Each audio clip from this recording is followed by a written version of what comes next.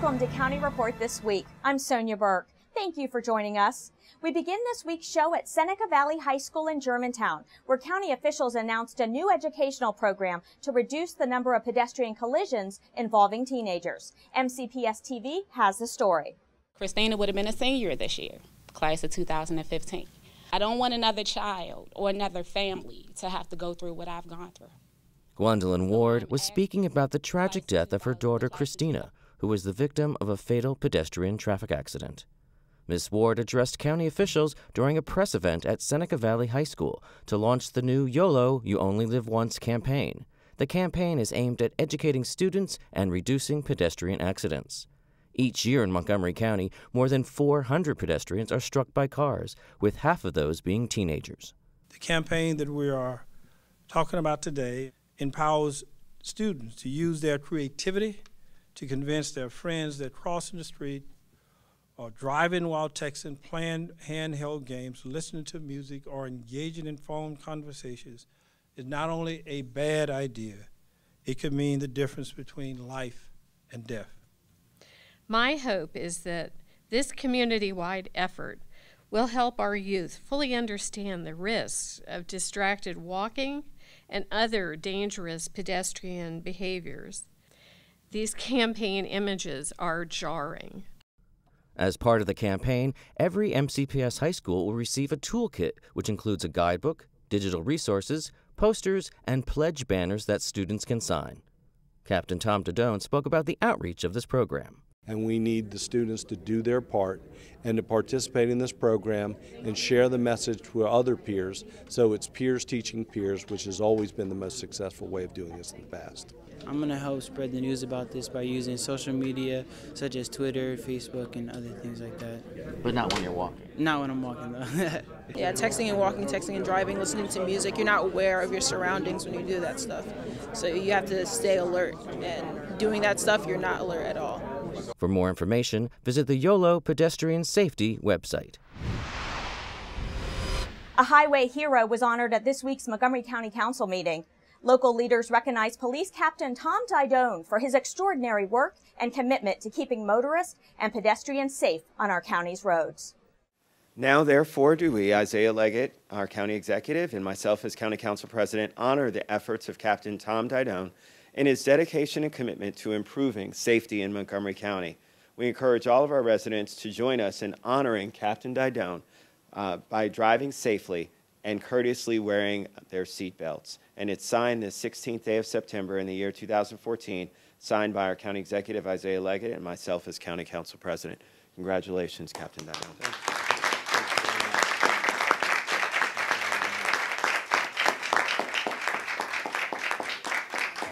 I just want to say thank you very much for this honor and for the opportunity and the years of continued support.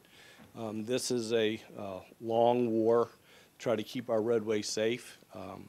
The council and the county executive have invested a lot of resources and energy, but we have a lot more work to do. This week, the Council's Government Operations and Fiscal Policy Committee unanimously voted to recommend to the full Council the adoption of a public campaign finance bill. Councilmember Nancy Navarro tells us what it could mean to candidates and future elections. Basically, what this means is that, candidates for county executive or county council that would like to participate, they can do so a year before the next primary, for example, but they have a certain threshold that they have to meet within very small donations from individuals that then would be matched. And obviously this is really wonderful, I think, for not only the county but the state. The state gave us enabling legislation. This is the first time a county has actually decided to pursue this. But it really then, helps those of us who are in public office really not spend so much time fundraising, but then also giving people who may not have participated in the past an opportunity to actually participate in the civic process and know that their donation, no matter how small, will be matched and will make a difference. So it's wonderful. There's been a lot of support for this, and I'm pretty hopeful that the council will adopt the bill as amended next week. State and county elected officials, as well as leaders in biotechnology and healthcare industries, recently converged on Montgomery College's Germantown campus to help dedicate a new building which will produce the county's next generation of scientists. MCTV's Joseph Thompson reports. Elected officials, business executives, students, and alumni joined Montgomery College President Dr. Darian Pollard and the college's Board of Trustees in a dedication ceremony for the new Bioscience Education Center on the Germantown campus. What a fantastic day for fantastic purpose. Aren't we all proud of this facility? The state-of-the-art 145,000 square foot building allows Montgomery College to provide education in the sciences to meet the county's need for a highly skilled and knowledgeable workforce in science, technology, engineering, and mathematics, or STEM. Our Bioscience Education Center will fortify our workforce from lab bench workers to the next generation of scientists. It will fuel our economy, and it will drive new discoveries and open new vistas. The building represents an $87.9 million investment in STEM education and workforce development. It houses classrooms, recitation rooms, wet labs, and a 4,115 square foot conference center. The building's biotechnology laboratories were designed to meet industry standards, including dedicated space for teaching cell culture, biomanufacturing, genetic diagnostics, and more. I really don't think that any of us right now can fully understand the impact that this will have on our students, on the local bioscience industry, and on the citizens of Montgomery County. We are going to change a lot of lives with this building. The Bioscience Education Center received rave reviews from elected officials and students as well. I think if you're going to promote economic activity, we need to have a trained workforce ready to go. And I think this building will do it not only for Montgomery County, but also for the state of Maryland. It really speaks to what our responsibility is.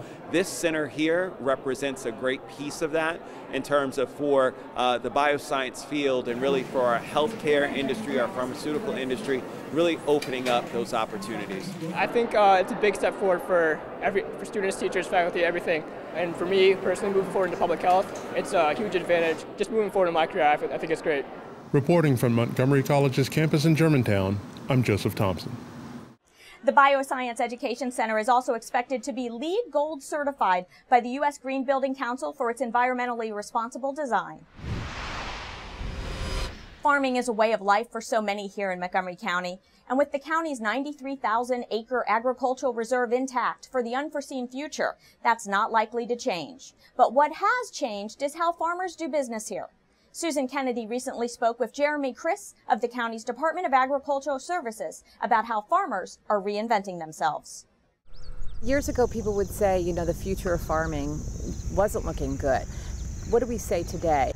Economically, there are huge opportunities in farming. The Agricultural Reserve has been in place for 34 years, and more people want to know where their food is coming from. We have a number of programs to help our traditional producers. We have a deer donation program. One deer can eat up to 2,000 pounds of grain a year. The amount of bushels there is just phenomenal, and that represents the crop loss to the traditional grain commodity farmer. So that's an example there. One of the challenges with the direct marketing folks that are wanting to grow table food crops is access to land. Land is so expensive here in the county. Trying to lease land sometimes, you need to have a special relationship between the farmer and the landlord. If you're going to be growing table food crops, you really need to know that you're going to have the property not only this year, but the next few years because of the capital investment that you're going to be making. So what we've done is we have a new farmer program, basically an online dating service where we put the interested farmer in contact with the landlord, and the landlord has already agreed to a minimum of 5 years lease, preferably longer than that. So it's really been a good program to help folks that want to farm, connect them with the property owner that wants them to be there. We also have what's called an equipment share program. So this way the equipment can be shared between the farmers, and so it minimizes their cost of either having to buy the equipment or lease the equipment. So do you get the feeling that you get the support from the local government, the county council, the county executive to continue to maintain this ag reserve and support farming here in the county? Yes, there is no doubt in my mind. The county executive, Ike Leggett, and the county council, they really are committed to the Ag Reserve. I really feel that we wouldn't be where we are now if it wasn't for the leaders that help us. Speaking of the future, when we come back, we'll take you to the Maker Faire in Silver Spring, where innovation was front and center. And we'll tell you about a new community proposed for Takoma Park. Don't go away. County Report This Week is coming right back.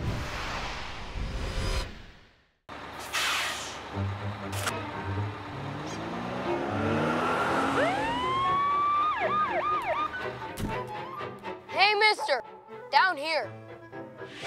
You illegally passed the stop school bus.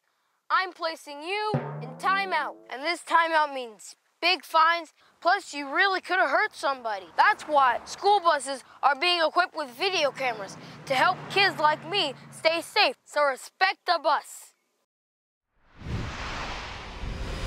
Welcome back to County Report This Week. I'm Sonya Burke. There were robots of all sizes, 3D printed jewelry, crafters, and lots of innovation at the second annual Maker Faire in Silver Spring. MyMC Media's Alini Barros reports. Silver Spring, where gadgets, robots, and hands-on activities have taken over the Veterans Plaza. The Kid Museum, an interactive museum in Montgomery County, hosted the Maker Faire, a festival that brought together people of all ages. This is the second consecutive year that Kid Museum is hosting the event, and I believe we have even more booths this year, more exhibitors than we had last year. And it's really a day of innovation and creativity, and it's part of the whole maker movement that's happening really around the world. The event engaged inventors, crafters, and do-it-yourselfers of all kinds. This is about the coolness of Montgomery County. I bet you one of the kids here is going to invent the next big thing. What have you seen here? What's your favorite thing so far? The robots. The robots? Why?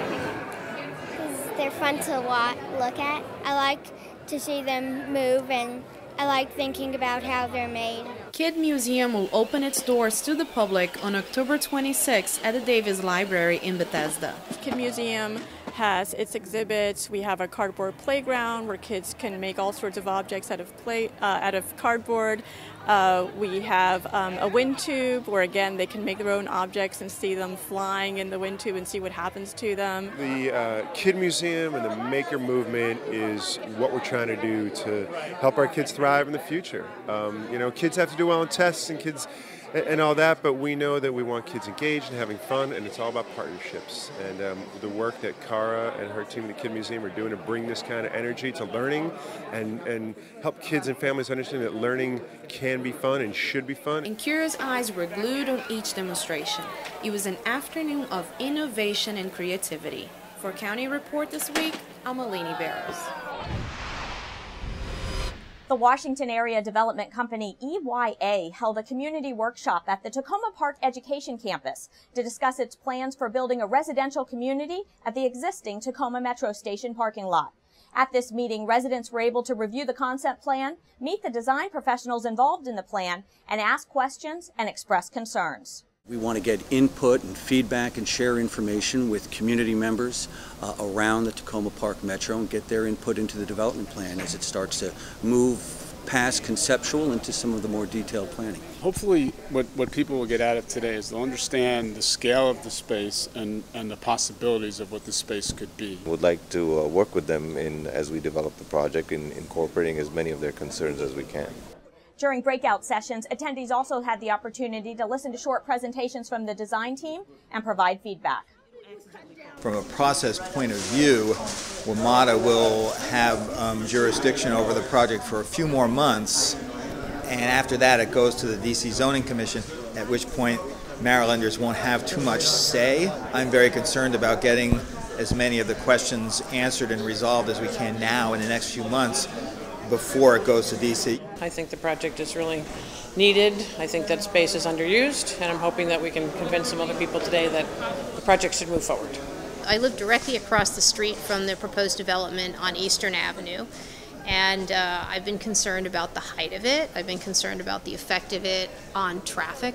And I've also been concerned about the amount of greenery that they're going to take away, the space that separates the apartment buildings and buffers kind of surrounding properties from the current metro station parking lot, and just how on top of everything this building will be. We'll be coming back after we've assimilated all of the information from folks and bringing back a plan that we think and we hope reflects the input that we received today, and hope to find reasonable and good compromises that everybody can walk away from and say, this is a good project.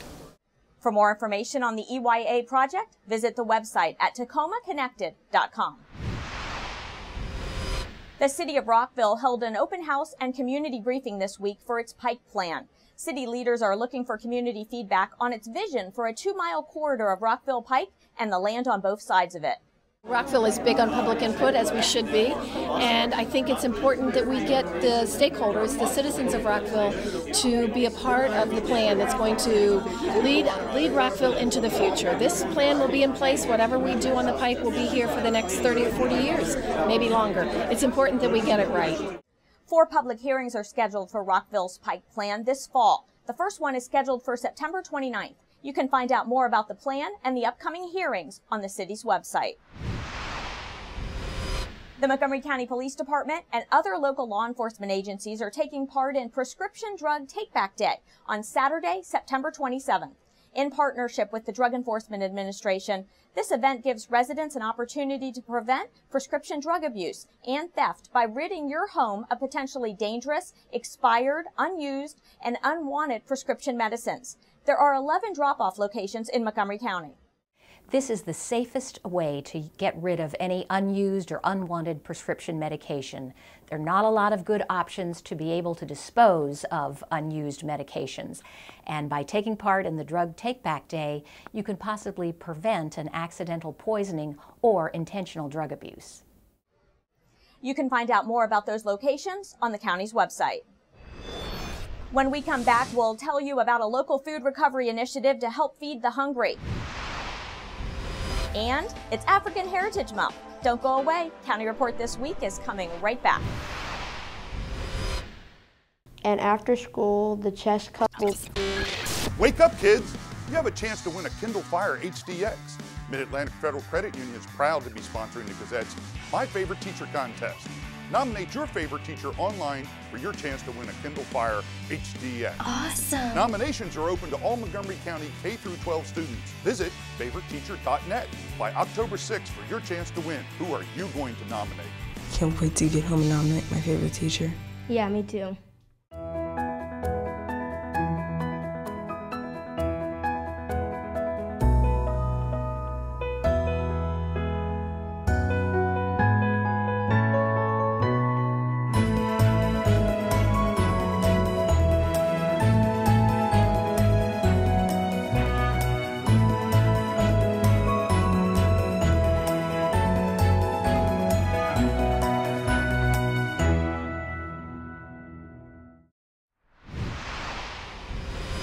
Welcome back to County Report This Week. I'm Sonya Burke. Hunger. It's not a topic often associated with Montgomery County, but an event held in Rockville recently shed light on the issue of making sure food in our area gets to those who need it. MyMC Media's Krista Brick reports. About 34% of the children in Montgomery County Public Schools come from a family that struggles to put food on the table. Meanwhile, thousands of pounds of food is left to rot in fields here or thrown away. Experts gathered this week to find a better way to link those who are hungry with those who have food to spare. You think about Montgomery County, you think about wealth, but there is great disparity here, and we want to make sure that those that are going hungry get fed. This event was held at the Universities of Shady Grove and Rockville and sponsored by the Corporate Volunteer Council. The topic was food recovery, and the message was clear. We know that hunger isn't because there's not enough food. We see it every day. We're throwing away food that's going in the garbage, or there's food that's being unused or dying in the field. So how do we harness what is here in Maryland and make sure that families have access to it. People obviously are interested in this issue, want to find out how they can become engaged and make a difference. And again, we are so fortunate that there are so many different opportunities to engage with nonprofits, not just the food nonprofits, but others who are working on all kinds of different causes. So I encourage everyone always to go to montgomeryserves.org and find information on 2,000 nonprofits who are working in our community to help everyone. Participants donated jars of peanut butter and produce and dined on food made by the students in the Universities of Shady Grove's Campus Kitchen Project. And there's a huge movement, that's why we're here. There's a huge movement of understanding that just because it's not pretty, it's still very usable. And the food that's left over on the vines and gleaning, that's all very usable food. And repurposing food that's left over from an event that hasn't been served is a great way, one more great way to make sure that people are getting food that they need. If you want more information on how your business can be involved, check out this food rescue website. For County Report This Week, I'm Krista Brick. The city of Rockville recently welcomed a unique art show to the Glenview Mansion. Rockville 11's Morgan Lash reports.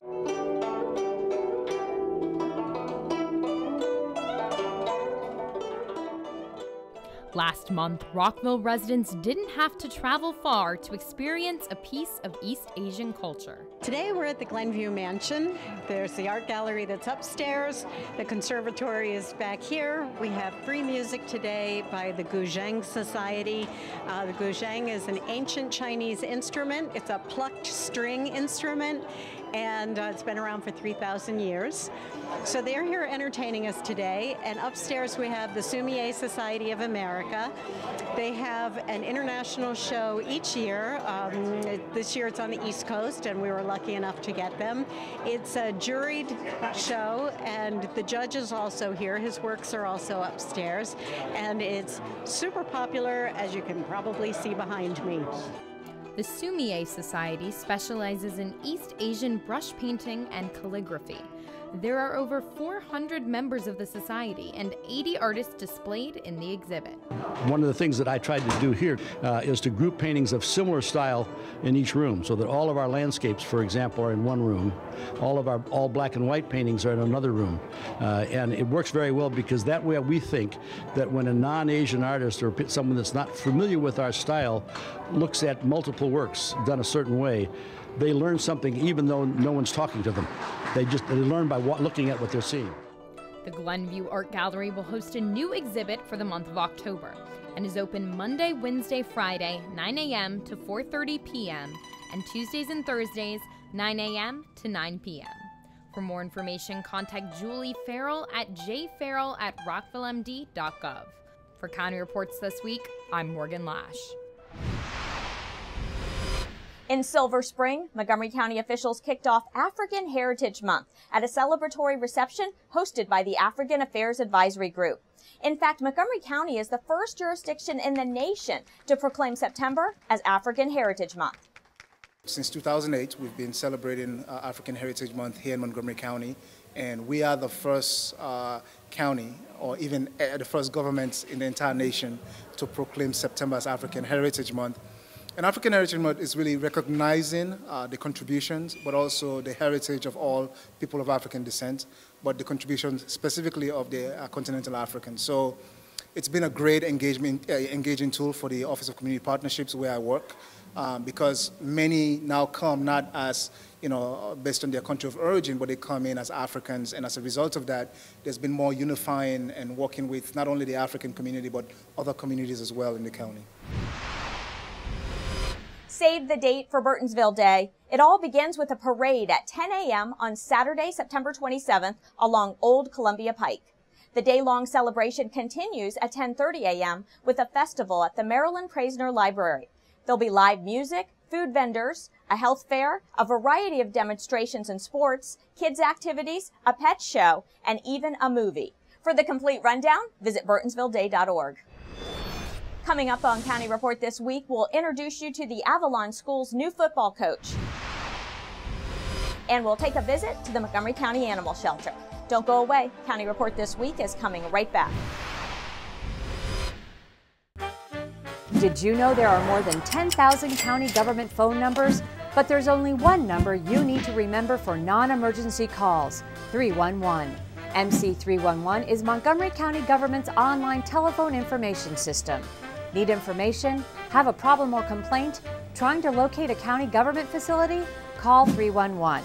The call center is open Monday through Friday, 7 a.m. to 7 p.m. The website is available 24 hours a day, 7 days a week. Welcome back to County Report This Week. I'm Sonya Burke. The Avalon School, a small boys' school in Gaithersburg, may not have the amenities of some larger football programs, but what it does have now is a new coach who says he's focused on creating well-rounded student athletes. My MC Media's Krista Brick joins us with more. Krista? I'm in Durwood at the practice field for the Avalon School football team, where Tyree Spinner recently became that school's head football coach. Men, attitude and focus are the only things we control, correct? Yes, sir. Correct? Yes, sir. He's an imposing figure among his 30 players, some of whom never played the sport before. You always decide whether a kid can do it after their first big hit. Spinner comes to the all-boys Catholic school that rents space in the back of a church in Gaithersburg after he resigned as head coach of the much larger Wooten High School team. The fallout had to do with uniforms, but Spinner said he's not looking back. I'm so happy in the decision and how everything unfolded. You know, one door closes, another opens, and I'm completely content and happy with being at the Avalon School. So is the school. Tuition here is nearly $15,000 a year.